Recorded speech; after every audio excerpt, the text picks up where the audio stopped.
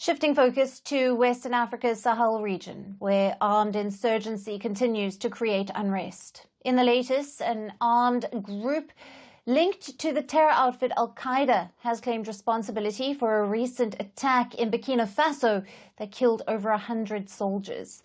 The attack has been claimed by Al-Qaeda affiliate JNIM. On the 11th of June, the JNIM fighters stormed into a military post in the Mansilla area of Burkina Faso. This region borders with Niger. Now, they killed 107 soldiers and took control of the site, as per a statement by the group. The attack has been one of the deadliest suffered by Burkina Faso army. The military junta has not yet commented on the attack. However, several online videos showed raging fire around the army base. Another video showed a display of ammunition and dozens of weapons, and also at least 7 soldiers captured alive. For over a decade, Islamist insurgencies have killed thousands and displaced over 2 million in Burkina Faso. In 2022, Burkina Faso's military took over power after a coup and ousted the president. The military junta said the government had failed to tackle the security challenges. Burkina Faso's junta currently controls just over half of the country's territory. The rest is controlled by armed groups.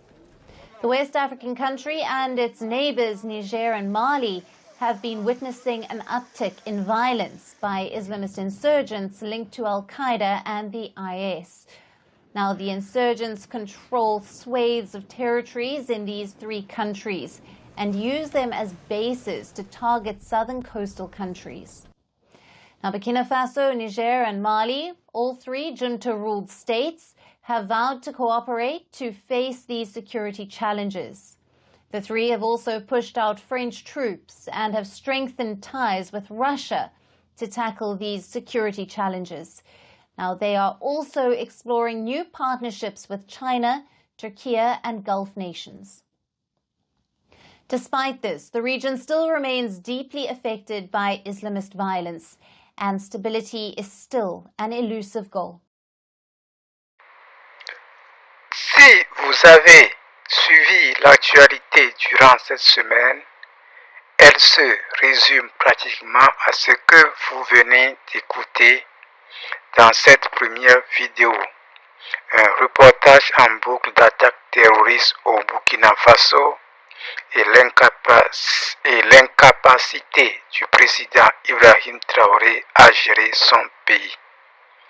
Mais avec sa récente apparition dans les locaux de la radio et télévision nationale du Burkina Faso, pour prouver au reste du monde qu'il est toujours vivant et contrôle les affaires du pays, le président Ibrahim Traoré a non seulement envoyé un message fort, mais aussi un défi aux impérialistes vampires.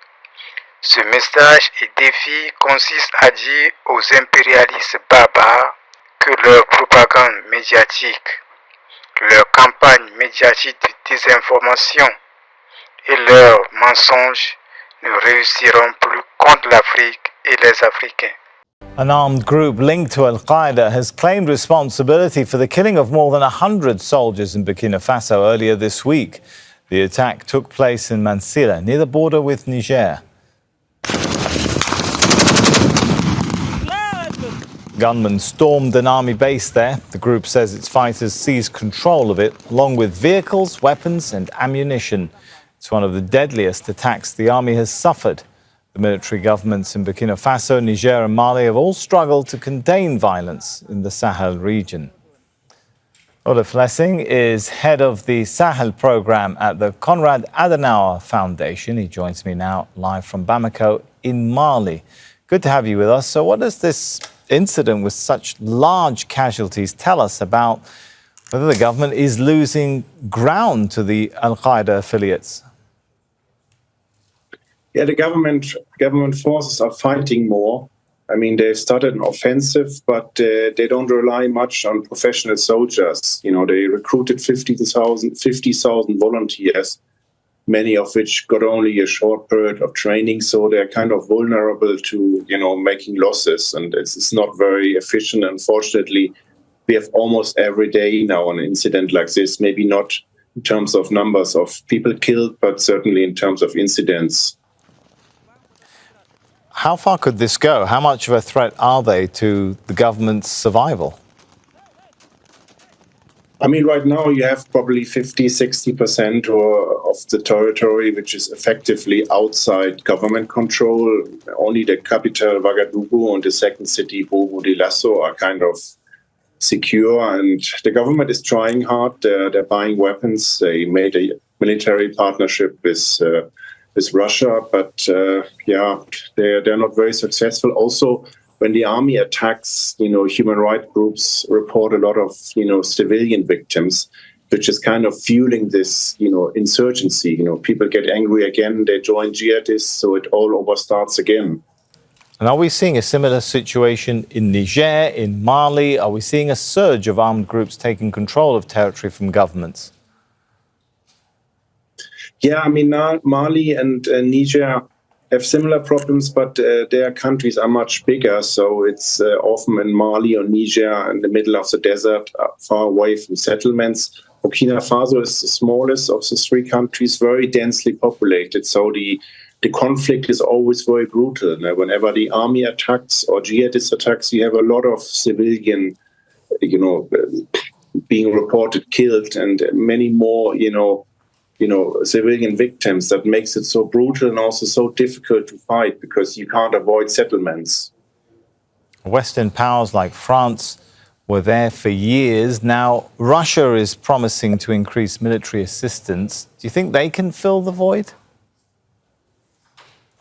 I'm not really sure. I mean, the French had in the whole Sahel at its peak more than 5,000 soldiers. It was already not really enough for, vast space, which is not often, sparsely populated, difficult to control. And, and maybe there's 300 Russians now in Burkina Faso. They're bringing, equipment, weapons, but training soldiers. But I don't think they will be more successful than French. There's anyway no military solution. At some point, there need to be some political talks going on. Just killing won't lead us to peace. And Burkina Faso's humanitarian crisis is something that's topped the list of neglected crises in the world on some of the organization's lists. What does this mean for the millions of people displaced and on the verge of starvation?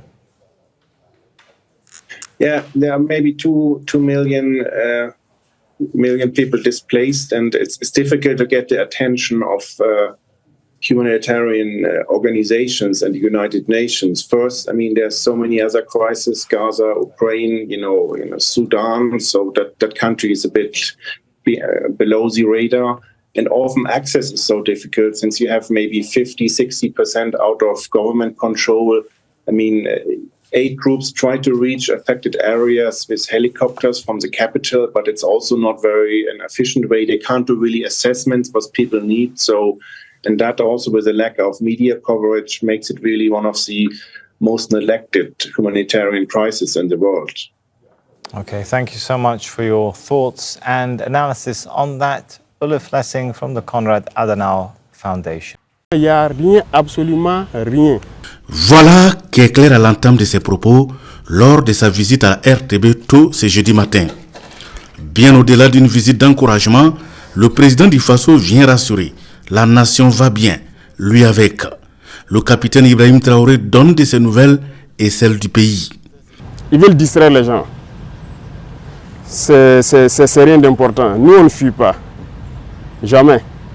Nous sommes soldats et ça, c'est la dernière des choses qui vient en tête. On ne recule pas, on n'abandonne pas. Et on ne s'agenouille devant personne, à part nos parents et Dieu. Ils se chatouillent eux-mêmes et puis ils rient.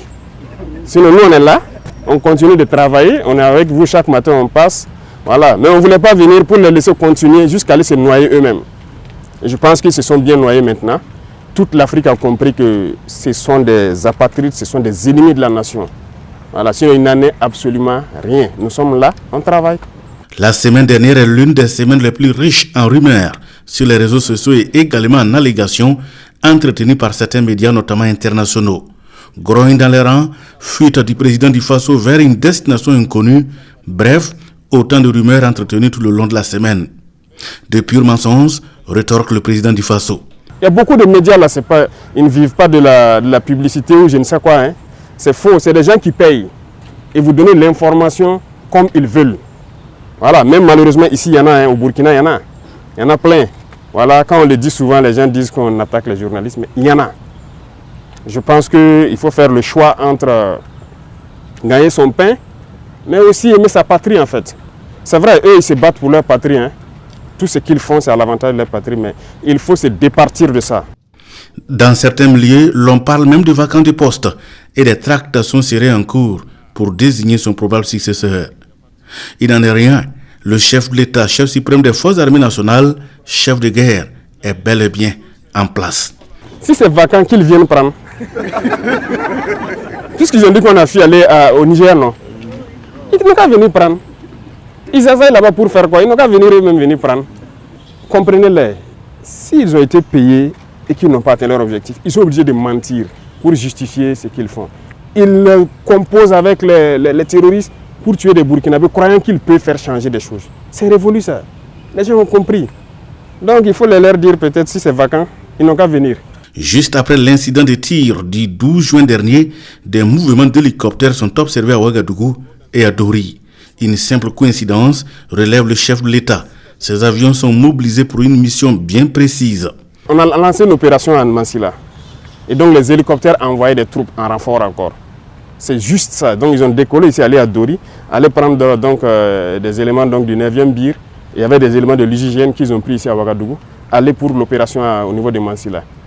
Donc on a aussi appris ça comme ça. L'acharnement là doit vous permettre de comprendre qu'il y a quelque chose de bizarre quand même. Donc c'est faux. Les mouvements d'humeur c'est faux. Il n'y a rien eu. Et ça fait que hier ou c'est avant-hier là, l'état-major était obligé de communiquer. Mais nous ne voulions même pas qu'il communique.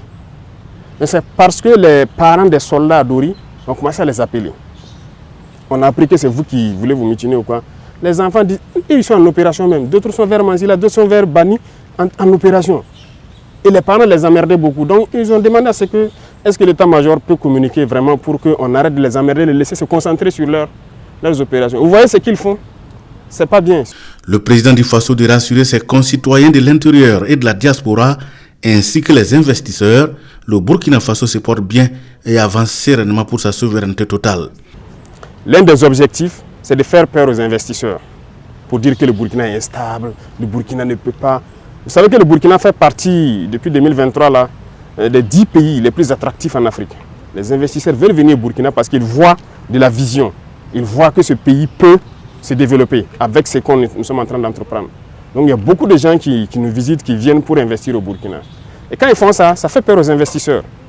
C'est leur objectif, donc c'est dire à ceux de Burkinabés de l'extérieur et d'autres investisseurs qui veulent venir au Burkina, c'est archi faux ce qu'ils racontent. Le Burkina est bien stable, ils peuvent venir, ils peuvent croire au Burkina.